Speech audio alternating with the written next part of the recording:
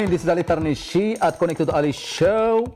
Our show focuses on culture education and raising awareness to inspire a positive change in our community. And we bring guests to discuss this topic, this hot topic about diversity, inclusion, diversity and community. And today we have Georges Nammour, and we are going to dive together about so many. Please, Georges, tell us a little bit about yourself. Who is Georges, so the audience know who is Georges? Good evening, Ali, and thank you for having me on your show. It's a great pleasure for me to be here with you guys. So, as you mentioned, my name is Georges Nammour. I'm from Lebanese origin. I moved to Canada a long time ago, 45 years ago. 45? Wow. Absolutely. I was a young man back then, age 17. You're still young. Thank you. And I moved to Canada because, as you know, Lebanon was experiencing a civil war at that time. That started in 75. So after a year and a half of being in Lebanon during the civil war, well, my parents kind of decided that it was better for me to leave Lebanon and to look for a better place for my future. And this is how I came to Canada as a student in Quebec City to start with. Quebec City, that's where it started? Yeah. Amazing, amazing. So back then, Georges, probably there was not a lot of immigrants, not a lot of diversity at that time, probably, like that said. No, exactly. As you mentioned, there were very few immigrants when I arrived in Quebec in 1976. Actually, it's hard for me to tell you an exact number, but I mean, people were even very curious about immigrants, and they were anxious to ask questions, and they were open because at that time, there were very few of us. So we were kind of a curiosity, and at school, everybody was taking good care of me and taking care of that different person among the rest of the group. Amazing. Amazing. You're so brave, like at an early age, 17 years old, that's when you moved to Canada. Well, sometimes life doesn't give you a choice, and it's not a question of being brave, it's a question of being secure. And as most of the immigrants know, leaving your home country is not an easy thing, but you have to do what you have to do. You have to do what you have to do. So what is diversity from your perspective, Mr. Georges? Like, what does diversity mean to you? Well, the diversity is very often we see diversity as being a question of ethnical origin or color or, you know, race, but it's much more than that. Diversity is a picture of our society. Actually, it's the gender, it's the sexual orientation, the LGBTQ group, it's people living with disabilities, whether it's physical or mental disabilities. It's people, rich people, it's poor people, it's homeless people, it's all of that together. It's doctors, and it's people working in the food industry, it's people who are liberals, it's people who are conservative, it's people who are from the Green Party. So diversity is everything that you would find in a society. So diversity is a fact of life. It's a fact of life, and it brings so much more to society, because if we were all the same, actually it would be dull. 100%. It will be boring. Absolutely. Like, Absolutely. I don't want to have the same as me, because I want somebody different than me. So that just brings us to the next question, my friend. Like, diversity is a fact, and inclusion is the choice. Well, yes, diversity is a fact, and inclusion is a choice, but as long as we don't recognize the fact that there is diversity, we cannot choose anything else. And sometimes we tend to put people in boxes. For example, when I meet with you, you're a little darker, same as me, a little darker than average, black eyes, black hair. So automatically, there's a question that comes in the mind of the people. Where does that person come from? That's the first question. I'm not saying it's good or bad, but this is automatic. It's a normal reaction. Curiosity. Yes, and then, okay, the name Ali. Okay, where are you from? So, okay, you're from Morocco. So automatically, you're Ali from Morocco, and that's diversity. And people put you in a box. So now you're in that box of diversity. You're part of the diversity here in Moncton. You're Ali from Morocco. Now, if I want to include you, I have to take you out of that box again. Otherwise, I'm not going to include you. I can accept diversity, bring you to my table or to my business or to my workplace, but if you stay as Ali, the Moroccan Muslim, whatever, well, you're not being included because you need to be one of and not this specific guy. It's the same for the colored person, or it's the same thing for the guy with Asian origins. You need to get out of that box to be included again. I love that. I really love that, because it's just like put in the box, and that's the label we give people. But we have to be willing and meaningful, include those people. Absolutely. And when we include them, not just like we say diversity, we have that person from Lebanon, we have that person from Morocco, we have that person from France, just so people can say they have diversity. But when we really include them, and we mean that by giving them what they deserve, respect them, listen to them, and include them, as you said. And that just get us to the next point, which say diversity is being invited to a team, just like what you mentioned, and inclusion is being invited to play in the team. And what do you think of that? I know you explain it. Well, it's just like well, that. actually, you know, it's diversity is great. But I'm dreaming of the day where we would not need to speak about diversity, because that would mean that we got to the point where diversity is so well accepted that we don't need to fight for it. The best example I could give you is, for example, if we take the mayor of Moncton, Don Arnold. We don't think of a woman being the mayor of Moncton. This is something that has been accepted now with the years. We still have a lot of work to do with diversity to get to that point. So the more we speak about it, the more we educate people, the more we will get there, and the sooner we will get there. I'm glad that you brought that point, because election is a good point of diversity, because we noticed really a lot of change in this election. We have 3 women like Moncton, Fredericton, St. John, all 3 women like the mayor of those cities. We have the first black Canadian mayor of Shiphagen. Kasim, yes. And also we have a Muslim councillor in St. John, what's her name? Paula Radwan. So that's just a good example, because sometimes people really do think that they get used to. Do think that they were born and they get used to, so they think that's the right thing. But when we change things and start to see inclusion, it's become something that we need to change. We need to be able to accept the changes. Well, yeah, absolutely. And I think that society has evolved, and today we see more and more acceptance from the people. And as you mentioned, we have the mayors of the 3 biggest cities of Moncton are women. We have Kasim in Shiphagen, who is from Ivory Coast, if I'm not mistaken. And yes, even we have a Muslim councillor in, and I say even, not that it shouldn't be like that, but I mean, this is a big step forward, and the society is changing. And having had the chance to live in different parts of Canada, Quebec City, Montreal, and now in Moncton, I can tell you that my experience has taught me that Moncton is probably a little more open than many other places, and we need to keep it that way.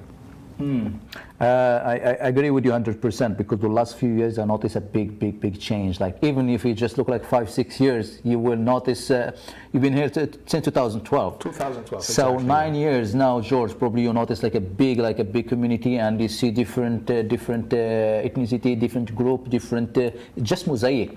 Absolutely. Talking about mosaic, you see different group and stuff. Well, speaking of mosaic, you know, that's the kind of events that we need, and we need more of those events. Unfortunately, now with COVID, we didn't have a chance to have many events, but I mean, Mosaic that is being hosted by Magma, which is a great organization here in Moncton that takes care of the immigrants, and those kind of events will build bridges between the different communities, because when people travel, they learn a lot about diversity. I mean, can you tell me, anyone who has been to Morocco and visited Morocco, and you ask them, how did you like it? Did anyone tell you, I hated it? I'm sure that no one told you that, because they learned about your culture, they learned about the way you live over there. So Mosaic is a little bit traveling around the world within a very small space.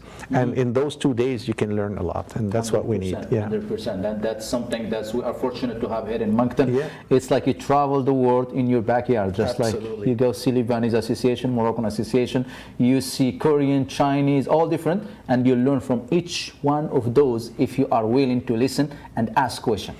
And it goes even beyond that, because you can ask, but you can also look, you can taste, you can smell, you can hear the sounds, the music, and that is fantastic. 100%, 100%. Just being there and accept and just enjoy the music, because the music and the food is the easy access to the heart of people. And Mosaic bring that big time. Yeah, absolutely. 100%.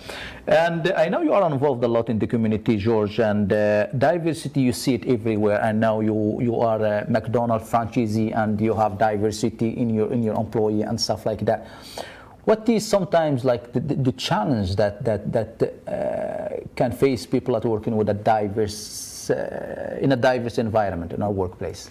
First of all, I have to say that I'm very fortunate, because being an immigrant myself makes it easier for me to be open to diversity. And of course, when people from other communities come to McDonald's, they kind of have a connection knowing that I am an immigrant myself. But what I say and what I have done from the beginning is the first person that you hire from any different group, it has to be a success. Because if you fail with that one, it's going to be difficult for the next one to come in, and your staff and the people are going to say, you see, it's not working. But if you make sure that the first one is a success, it's easier for the second and the third and the fourth and so on. In my business, we have approximately 20 to 25% of the staff that are coming from the diversity. And when I mean diversity is not just ethnical diversity. We have people with mental challenges. We have people from the gay community. And that is diversity in itself. The challenge doesn't come only from the employees. The challenge sometimes comes from the guests, the customers themselves, you know. And, you know, in the type of business that we operate, we have the drive-through, for example. And some people coming from other countries, like yourself, like myself, we have a different accent. 100%. So when you go through the microphone and through the drive-through, it can be challenging. But in the end, I think it's a big success. And when your customers see how hard these people are working, they're really pleased. I love that. I love that. It's just like they have to really understand and see those challenges, those people, how hard they try, because they might have like a strong accent, they might have a hard time maybe just like to work in Canadian experience. So we just have to listen and be tolerant and understand that Absolutely. They are doing what they can to get that done. The key word is tolerance, I think, and you just mentioned it. I mean, if people are tolerant one on each other, and this is going to be the key for success. 100%. And tolerance and acceptance as well, because sometimes, even us as immigrant, sometimes I can talk for myself and talk for so many immigrants that I know, we come with our own culture, with our own identity. It's nice to keep your identity because that's who you are, but we have to adapt. We have to understand, and we have to be flexible. Sometimes, like, we come with our body is here and our mind is in our country, and it's just like being flexible and compromise. That's something that's go for us as immigrant and as Canadian, when we understand each other and we do our best to get to understand Canadian culture and understand our culture, we thrive together as one community. Well, you know, inclusion works both ways. You know, of course, the Canadian born need to accept immigrants, but also immigrants need to accept the fact that Canada is a different country as well. And one of the difficult things that I have noticed in Canada is, like, it's hard for people to understand that you can be two things. So the main question is, okay, well, how do you feel? Are you Lebanese or are you Canadian? So very often people ask me, well, yeah, but I mean, what are you really? Do you feel more Lebanese or Canadian? You've been here for 45 years now. You must feel more Canadian than Lebanese. And when I try to explain that, you know, integration is not necessarily assimilation, which would be assimilate completely to the new culture. There is a difference. And the way I found to explain it to the Canadian people is the following. To me, Lebanon is my mother. She gave me birth, she fed me, she taught me everything, she educated me, and thanks to my mother, I am the man that I am today. Then one day, when I grew up, I met a beautiful, great woman, and I got married with her. This is Canada. So I moved from my mother's house and have my own house with my family, and my kids. But it's not because I have a wife of my own and a house of my own that I don't like my mother, that I don't like to go back and visit her and laugh with her and speak our language and taste her food. But once that is done, I come back to my house. And it would be impossible for me to move back to my mother's house, but I still love her. So immigration, it's a little bit the same thing. You leave your mother's house for the new house that you have founded yourself.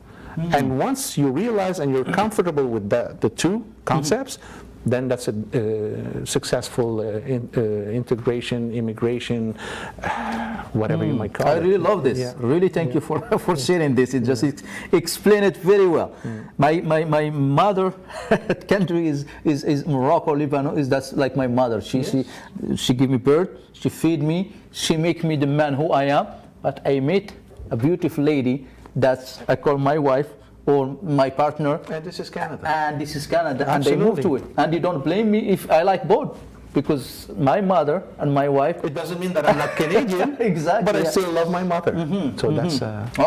you can love your wife and your mother. I will remember this forever. This is amazing, amazing analogy you give here, because it gives you freedom to move away from your house, to give you your space, and you always go whenever you feel like going there. Absolutely. Amazing. I love that. I love that. We have 3 minutes left, and that will just bring us to the next question. We're talking about the mother and the wife.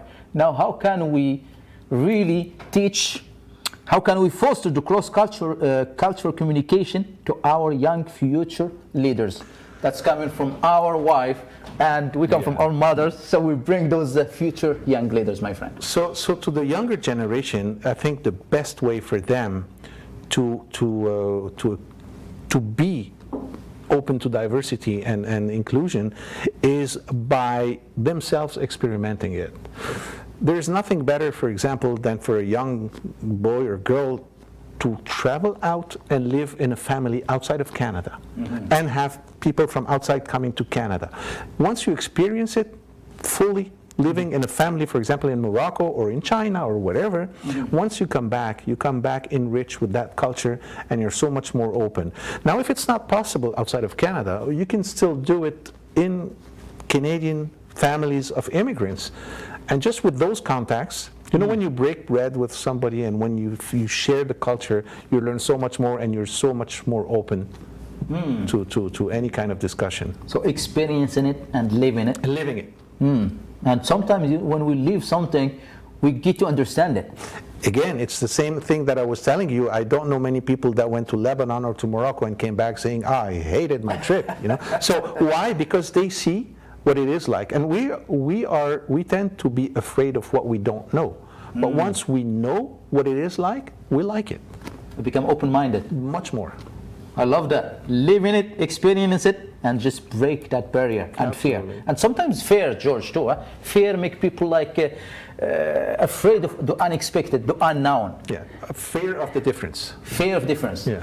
And that's normal. Sometimes people, like when people ask me, where are you from? Some people have like, that question can be a double-edged sword. Sometimes people, they just like either want be curious to know about you, so you can educate them. Or some people, sometimes that's just ignorance and fear. They just like, they feel superiority and inferiority, and people like afraid run away from that question. But it is education. In most cases, I find that people, when they ask you where are you from, it's curiosity. But on the other hand, I mean, people also need to understand that when they ask an immigrant, where are you from, indirectly, they imply that you're not from here. So they kind of remind you that you're not from here. But the immigrant has to understand that it's curiosity, and you know, communication and open conversation can do a lot to break those barriers and build those bridges that we need to do. Yeah. Just open conversation, and don't take it personal. A lot of people take it personal. Like, absolutely. Why he's asking me? Do I look different? Well, yes, you look different. That's why he asked you. Exactly, exactly. Yeah. And people just like see it that way. I know our break is coming shortly, but we will be back in a few seconds. We were just sharing an amazing, open, honest conversation with Georges Nammour, and it's really this type of conversation we like to share, so we can educate, accept, and the word that came in strongly and loudly is tolerance. So let's all dice together and share conversation. You see someone different than you, ask them where they are from and initiate it. We will be right back. Thank you very much.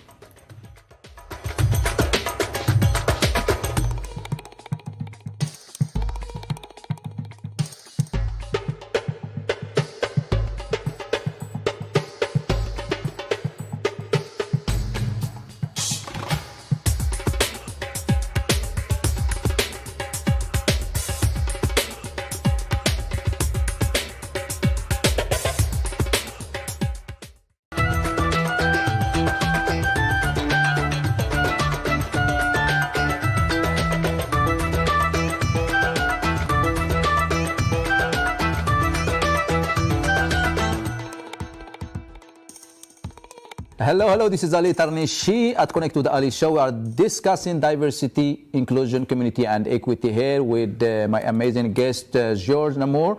And we were discussing diversity and some good topic. And that just will bring us to the next question. We talk a lot about diversity, Georgia. Yes. Let's talk less about diversity and start working toward equity and inclusion. Well, what do you think about that? you know, we cannot talk less about diversity. First of all, I mean, I get your point that equity and inclusion are equally important, but it's like the fingers of a hand. I mean, you know, you have diversity, you have equity, you have inclusion. It's like the thumb, the index, and the other, you know. If you remove one, you will not be as agile. So you need to keep the three of them in mind. But of course, equity is the basic of any society. I mean, if a society is not equal, if you don't have the concept of equity, you cannot get anywhere. That's the basic. 100%, 100%. And diversity, it's become almost like something that people almost like it just put it like an advertising as like it's just like a label. We are diverse company. We have so many that just so they show that they are diverse.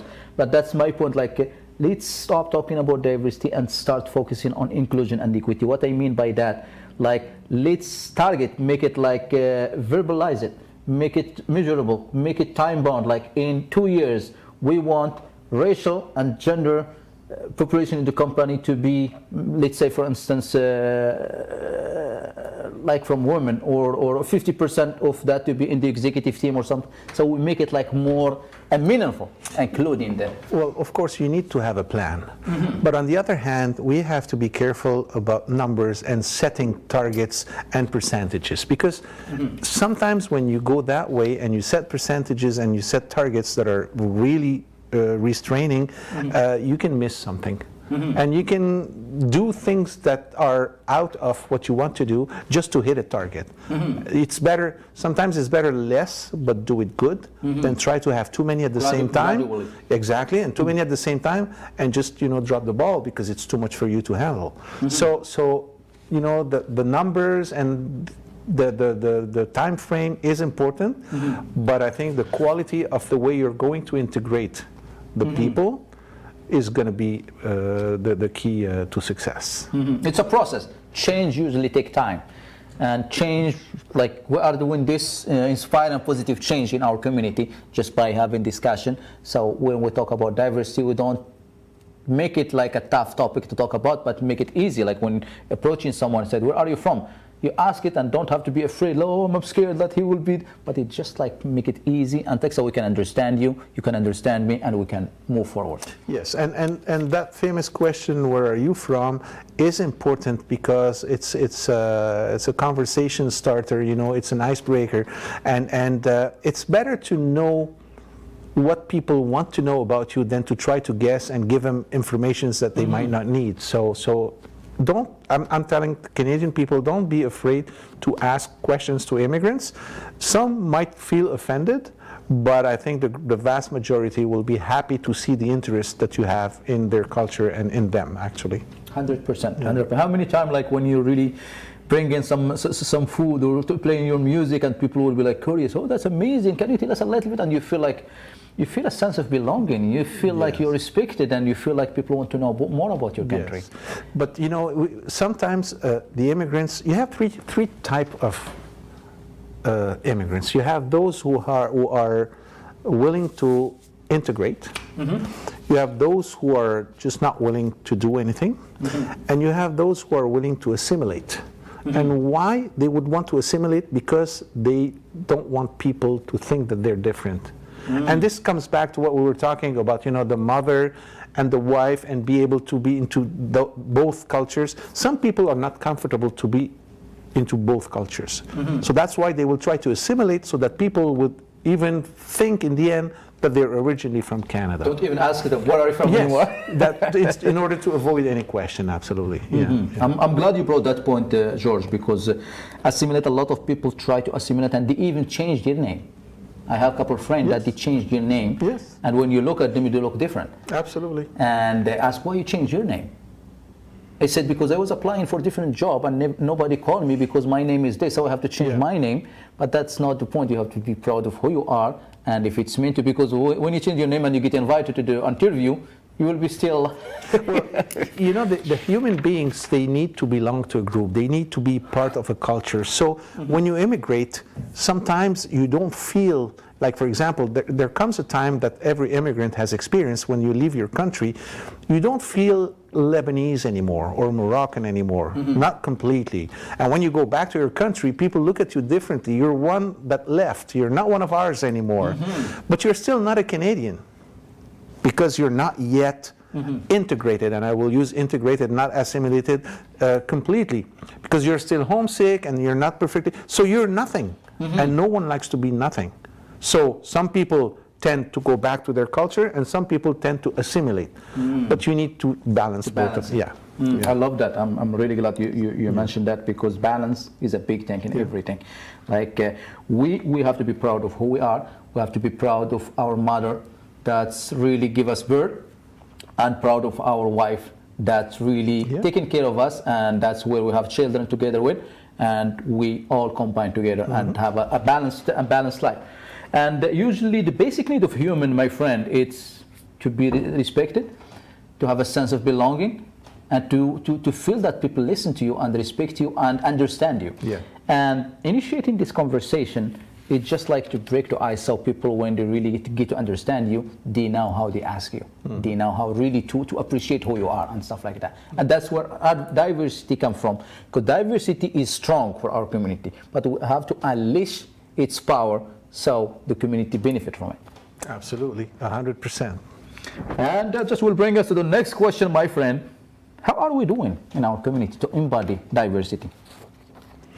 Well, we're trying to do a lot of things. Maybe we don't do it all together. You have a lot of organizations, you have a lot of people willing to do a lot of things, but you have so many different levels, you know, like you have the federal level, you have the municipal level, you have the provincial level, and we need to have some type of cohesions between all these organizations to make things easier. For example, you have a program which is the AIPP, and this is more provincial, but part of it depends from the federal government. So in the end, you have a lot of overlapping, and I think it would be easier if immigration was more local than national or federal. That's a good point, because when it's more local, the focus is more about the community. It's towards the needs of the community, actually. The need of the community. Amazing. I agree with you 100%, because when we focus on our community, on our diversity in the community, that's when we really satisfy or make the need kind of like we answer those questions to diversity. Especially that when it gets to immigration, it's you know, it's one thing to bring people here, but it's another thing to keep them here. And so many people land here in Moncton or in New Brunswick in general, and they end up in Montreal or in Toronto or in other cities for so many reasons. But I mean, we have such a beautiful quality of life here. We have everything to keep them here, and that's what we need to focus on. The quality of life is 100%. The pace of life is slow, friendly people, nature, and traffic. A lot of people complain about traffic. 10 minutes. That's Well, for having experienced other big cities, I can tell you that here it's nothing compared to what you would find in Montreal, Toronto, or even Quebec City. It's yeah, it's very different. What's the traffic jam like in Quebec for like an hour? Oh, it depends. Like, I mean, some people choose to live downtown in order to avoid traffic, and they take the transportation, the bus or the metro, but the subway. But I mean, it's common to travel for an hour and a half, morning and evening, an hour and a half in the morning, an hour and a half in the evening, to go to work and get back home in those big cities, which is terrible. I mean, Hell, if you want to go to Shediac, 20 minutes, go to the beach. oh my God, that's yes, yes. It's the quality of life is 100% is amazing in this city, and diversity is growing the last couple of years. I noticed huge like growth in diversity, and even people like it, they become more open now to know about different culture, to attend different activity that organized by a community or different association. So there is people interested, and there is people that curious to know more about that. And again, I think it goes, I mean, we need to use every association that we have in Moncton and every organization that takes care of immigrants in order to organize, you know, activities for immigrants and Canadian, and put them together, like at the Centennial Park in summer, do potlucks, barbecues, sport events, and all kinds of things which would make immigrants and locals gather together and learn to know each other. I love that idea, because that's just like people will be having fun and even put some music with it, food and music, and you won't even tell the difference. When people say I'm Canadian, but you don't look Canadian. What Canadian mean? Is it like has to be black, or has to be white, or has to be dark skin, or so? I think that the definition of Canadian would be the same as the definition of diversity. Love that. It's exactly the same thing. Canada is diversity. Absolutely. And that should be even taught at school too, like to children, because I used to work at one school as a supply teacher, and one kids, like at the elementary school, and I said, are you Canadian? I said, yes, I'm Canadian. But you don't look Canadian. So it is just. So how does a Canadian look like? It's just for curiosity. Like I know it's the skin, the color, and that, but just like education. And Canadian, there is black, there is white, there is a Canadian Arab Muslim, there is a Canadian Christian, there is a Canadian Jew, there is a Canadian indigenous. So there is so many. So that's what we want people to know, that Canada is diverse Canadian. One thing that would help a lot, maybe if you allow me, it's you know, for example, when the Syrian refugees came to Moncton, there was a program where they would be matched with a family. So a Canadian family would take care of a Syrian family when they arrived for 1 year. They would commit for 1 year, that family. And that helped a lot the Syrian people to get used to Canada quicker, faster. So that family would take them to shop for winter, buy the shoes, the boots, the clothes, help them with the school to get the kids at school. And that created a lot of friendships, and I think that every immigrant that comes to Canada should be matched with a Canadian family for a certain period of time.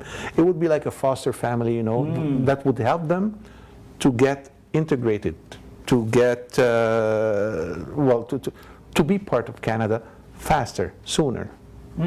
I love that, because I think that's what you mentioned earlier about cross-culture, how to foster cross-culture at an early age, and that's about living it and experiencing it. And by those being matched with that family, to teach them how the Canadian shop, how the Canadian think, how the Canadian do think, so that just make them like kind of, okay, I will respect that. Well, you know, it's simple details that people don't think about. I mean, you come from Morocco, I come from Lebanon.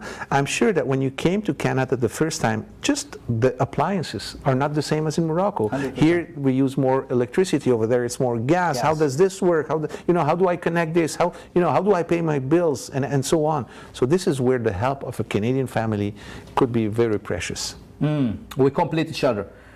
100%, like Canadian, this is the way we do it, the fastest way. Instead, back home you go and pay your bills. You have to go to the office and pay it. Here you pay it by phone, online. Yeah. Holy, that's so fast. Then it's done. So it's just like combining, knowing, learning, and educating ourselves about that. Sharing the experience, actually. Sharing is caring. Yeah. Sharing the experience. And that's just bring us to the next question. I know we have 3 minutes. And I think we mostly covered this, but I will just like maybe get see if we get some answer from effort to foster diversity without equitable practices and intentional inclusion will mostly fall short. I will repeat that. Effort to foster diversity without equitable practices and intentional inclusion will mostly fall short. That's for sure. I mean, it's one thing saying it, and it's the other doing it. So if you say something and you don't live it and you don't do it, it's not going to work, of course. And you can put, laws, and you can put fines, and you can put all kinds of mechanisms to force people, but by forcing somebody, you will never achieve anything. It's by education, by doing what you're doing today, by doing what you're doing every day, that we will succeed in doing it. I mean, it's like when you drive your car, you have all kinds of rules, and do you respect the speed limit because you will be fined, or will you respect the speed limit because it's dangerous to go fast? And that's the big difference. Would you not drink and drive because you might kill someone, or you would not drink and drive because if you do so you will get fined or you might go to jail? And this is all what it is about. I mean, so make it like it's a way of life. It's a way of life and not just an obligation. And when there is something an obligation, we feel like we're just like doing it, but we are not convinced to do it. I do it because it's repression. If I don't do it, I will get fined. But I mean, you should do it because you get rewarded, and not do it and be fined. That's the. No, I like that. Saying it is better. Action. And doing it with passion, and do it because it's a way of life, and doing it because I don't feel I'm pressured. I have to do it because everyone's doing it, and if I don't do it, my company won't look like it's diverse. But that diversity, if it's not really intentional and practical, and it will work against what you want it for if you're not really doing it. Probably you'll push people away if you're not intentional. Absolutely. And as you were mentioning, like, it's not just a label. It's not just like saying, I'm going green and my product is green for Earth. And diversity, it's something that you live. It's not just a label that you put and say, I am diversity sealed or whatever. Yeah, it's true. It's action, and it's culture. Yeah. And most of the company, it should teach it from their work toward inclusion and equity as a culture, so people will feel like I feel at home. I feel like I'm respected. I feel a sense of belonging. I love the vision of this company because their culture is all about equity and inclusion. Absolutely. And by that being said, inclusion, equity is our goal. Let's all work toward inclusion and equity and focus on that, because diversity is a fact and inclusion is the choice. So we will be right back and carry on with this conversation. Thank you very much. See you in a bit.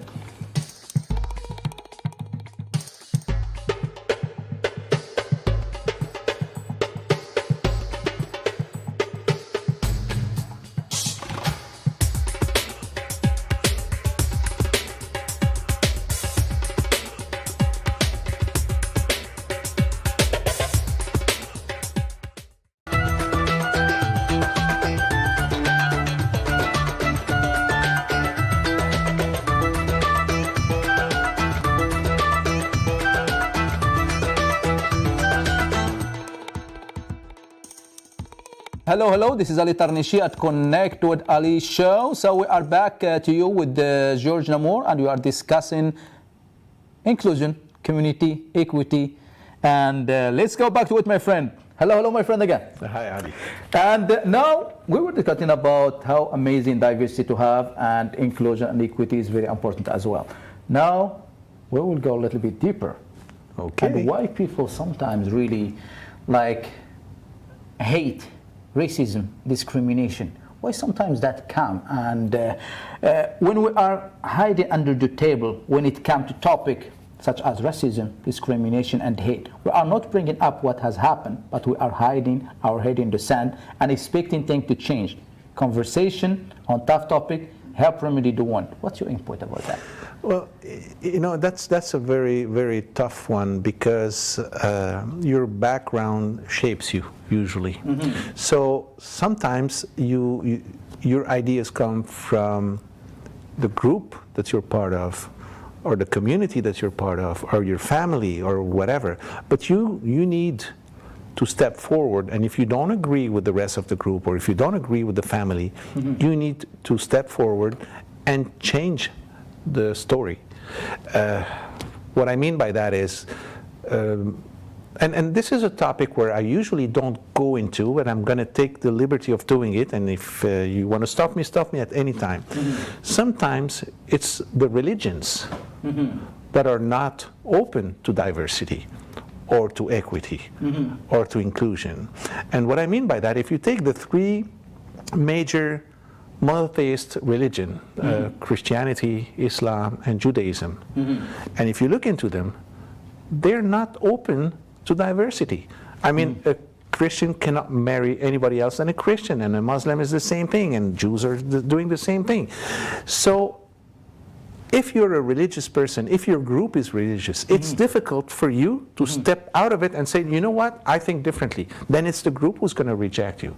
So many people who are open to diversity mm-hmm. won't show it just to be part of their group. And this mm-hmm. is one of the problems that we need to work on as well. Okay, so working hard and sometimes even taking our responsibility and choose what I want to be different. Absolutely. Amazing. And also, like, is hate and discrimination and racism too sometimes is sometimes when people are not secure inside and they are don't accepting different people than them. Is that something that maybe that's where hate comes from, or racism? Like, I'm just pushing you, or I'm discriminating you because just so I can make you feel bad and just protect myself. Yeah, well, you know, hate and racism are not necessarily, they don't necessarily go together. Mm-hmm. I mean, you can have hate and not be racist, and you can have hate and be racist. And I'm going to give you an example. If you look at what happened in the United States during the last election, mm-hmm. and what happened at the Capitol and at the Senate and everything, it's white people against white people. I mean, and we're not talking about any racism or ethnical group. It's people who think that way mm-hmm. versus people who think the other way. And mm-hmm. they're both mostly white Americans mm-hmm. Doing different things or having different mindings. So you can hate mm-hmm. even if you're not racist. Mm-hmm. You can hate people that are same group, ethnical group as you, but also racism is full of hate. Of course, it's okay. part of the. But sometimes it's I'm glad you mentioned that, because it could come from the same group. And it's just because they don't agree on the same thing. And you are not agreeing with my thought or my ideology, so I have to push you away or Absolutely. Hate you for that. Yes. And another example is, for example, when we were young in the class or during the break at school, there would always be that poor little guy that would be bullied by some other guys. And it's just a question of, you know, just hate for the pleasure of hating. Just for hating. Yes, just to get attention. Exactly. Exactly. No, you're right. Sometimes at school too, like it's just to impress all the girls, to impress all the staff, and to get the attention instead of people looking at you, you just push it towards somebody who can stand up for themselves, who can speak up. Yeah. What is needed to happen when we see something? People need to speak up. Absolutely. Stand up. Absolutely. Because if you don't say anything, you implicitly accept the situation. If I see something and I don't react, that means, technically speaking, that I agree with the situation. So you need to say no, stop, enough, I don't feel comfortable, I'm getting out of this, I'm getting out of the room because I don't feel I belong here. And if more and more people do that, that will stop. It will change, maybe not stop, but gradually change the mindset. So just an easy step like that, just like don't accept it, leave or show you are not really liking what you're seeing, and you lead the way by living, and everyone will follow you. Many people will thank you for doing it and will follow you. They just don't feel comfortable enough to take the lead to do it. Absolutely. Amazing, because that's actually a good way to stop. A lot of people now is scared too, like to stand up for a bully or someone who is really practicing hate or racism toward anybody else, and they say, no, that's not touching me, it's not my problem. But if you letting it happen, that person will think it's okay and it's all right. He will do it to a different person, and just stand against it, try to stop it. Even if you can't stop it, just don't acknowledge it. Exactly, but it's not always easy, because when you're part of a group and you want to stay in the group and you stand for something that the group doesn't follow, then you might be excluded by your own group. That's what I was saying, and exactly. So it's not easy. It's not easy. It's not easy at all. It take courage. It take courage, and it take charisma, and it take somebody who have value. Absolutely. That stand up, because change, as we mentioned at the beginning, it's hard, but somebody has to do it, and that somebody is me, you, anybody that's want to stand up for what is right. And that just will bring us to the next question, my friend. Safe living community environment. Safe, like we hear a lot about safe working environment. Safe living community environment.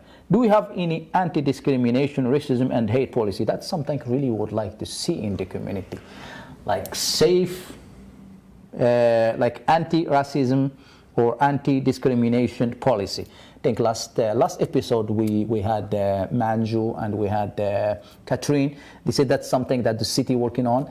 That will be really amazing to have, like anti-discrimination or racism policy. Yeah, well, you know what, Ali, it comes to what we were saying about, even when you drive a car, you have rules and policies and everything, but do you follow them because you have to follow them, otherwise you will be fined, or you're following them because you believe in them? And that's a big difference.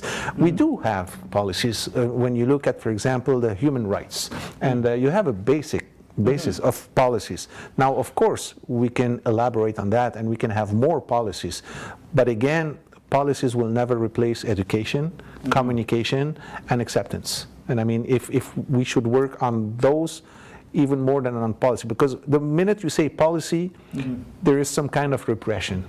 And I prefer reward to repression.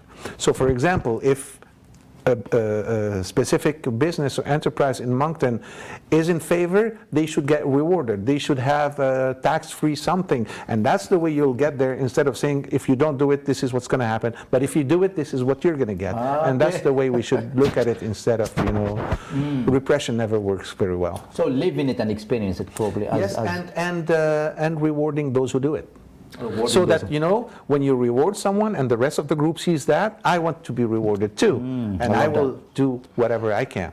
Love that. So for instance, someone stand up for an action or something, and will be recognized as a hero in the community, that stand up for something wrong or something, and people will, it's become like a culture, as you mentioned earlier, about living and experience.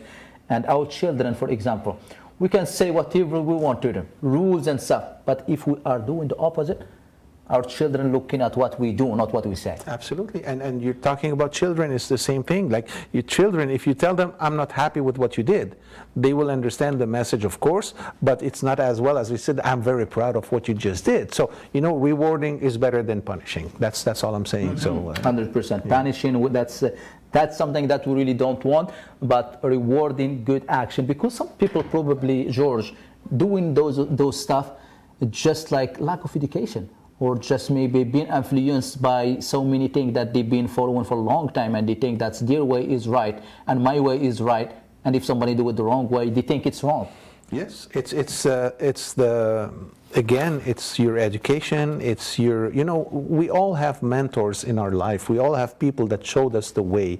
And if the people that showed you the way didn't show you the right way, it's difficult to change that. So we need to be many other people to show the right way. Show the right way. Yeah, that's so we need some good leaders, some good influencer. Absolutely. And change maker that leading the way. But we have really a good leader in our community that they are doing amazing job. But it's as you say, it's a culture. And culture need to be conversation like this. People see it every day and stuff like that. It become like part of inspiring the change in the community. And that will just bring us to the last question. I know we have 3 minutes. And many tend to hide behind this statement. I was raised this way, and he was raised that way, and they used to do it this way. I saw people doing it this way for a long time. Isn't up to each one of us to change the narration and take responsibility and action to change the unconscious bias? Unconscious bias, that's... Well, you know, humankind needs to learn from their experiences and the past. I mean, if war happened, we don't need to repeat them. If the Holocaust happened in Germany, we don't need to reproduce that, and so on and so on. So we cannot just hide and say, well, that's the way it was done, and well, it was wrong. And what was good maybe 50 or 60 or 100 years ago is not good anymore. 100%. And this is we need to adapt, and we need to change. And if we don't do that, we won't get anywhere, actually. I like that. Let's just go with what his name, Martin Luther King Jr. said. Darkness cannot drive darkness out.